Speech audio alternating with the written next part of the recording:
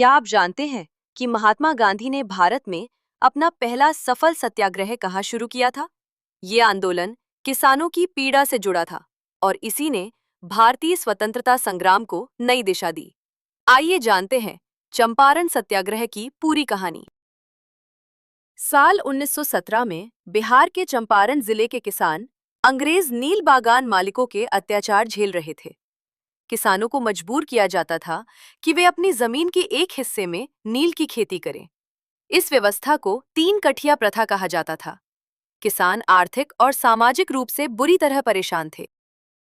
चंपारण के किसान नेता राजकुमार शुक्ल गांधी जी के पास पहुंचे और किसानों की समस्या बताई।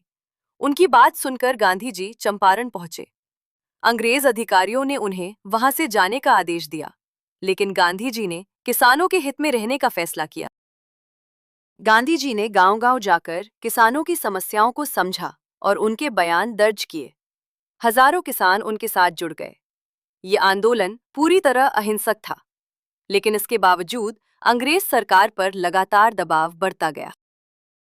आखिरकार अंग्रेज सरकार को झुकना पड़ा। एक जांच समिति बनाई गई और गांधी जी को उसका सदस्य बनाया गया। समिति की सिफारिशों के बाद 3 कठिया प्रथा समाप्त कर दी गई। ये किसानों की बड़ी जीत थी। अब एसएससी परीक्षा के लिए महत्वपूर्ण तथ्य याद कर लेते हैं। चंपारण सत्याग्रह 1917 में बिहार के चंपारण जिले में हुआ था।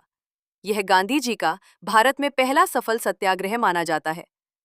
किसान नेता राजकुमार शुक्ल थे और आंदोलन का मुख्य कारण 3 कठिया प्रथा थी।